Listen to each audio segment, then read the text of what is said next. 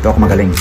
Kahit anong gulo mo nito o kahit anong gawin mo nitong scramble, masosolve ko ito.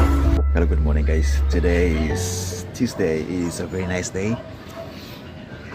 Walang pagbabadyang uulan or ano man, pero kagabi umulan malakas. Kumulog, kumidlat, nagulat ako. Habang nag-i-edit, bigla kumidlat at kumulog at biglang umulan. Kaya sa abala ko sa aking pag-i-edit, nakapa ko ang aking kanang hilalaki na mayroon palang kalyo. Patawag sa mga kalyo, kubal, ganun ba yan? Di sa madali serta, ginipwit ko ng konting kasi nga makapal. Nagkakalyo ako doon sa bago ko sapatos na binili.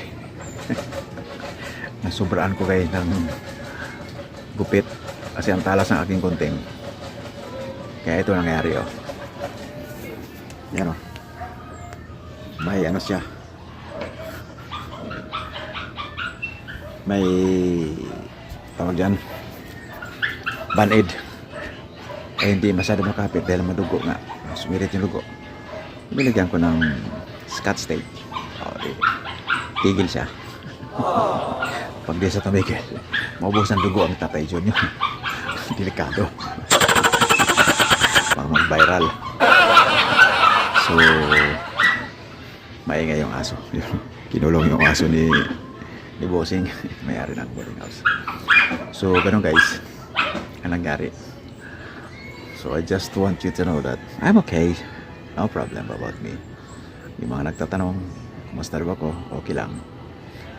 Nandito pa rin ako sa Davao City. Still jobless. But I'm still looking for a job. I think this coming July 5 there's an hiring somewhere in Matina. I-verify ko ulit sa Facebook. Matinding hiring. Basta maraming hiring. Kaya lang magkapag-review ako at sana maka-apply ko at matanggap tayo guys. Hindi lang naman ako. Madami kaming nagpa-add o nagpa-up o nag-thumbs up o interested. Pero sa FB Facebook. Kalimutan ko yung pangalan nun. Pangalan ng BPO company. Kasi sa BPO lang ako nag-rely pag may hiring. Pinupuntahan ko tawag ito walk-in na apply. Gusto ko yung walk-in kasi nag-try ako sa online. Tatawagan ka tapos papuntahin ka pa rin sa hub nila, sa kanilang recruitment hub. So maganda na mag-walk-in ka na, isang puntahan lang, malalaman mo agad kung baksak ka o hindi, diba? So ganun lang.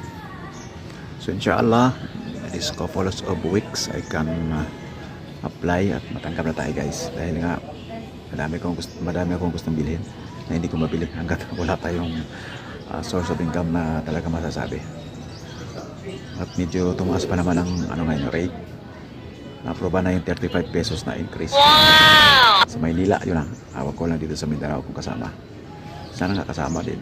Yeah! Kasi isang bansa lang naman tayo, diba? Oh, come on! So yun guys, yun lang ang inapang ko sa inyo guys. So yeah, maganda ng araw ngayon.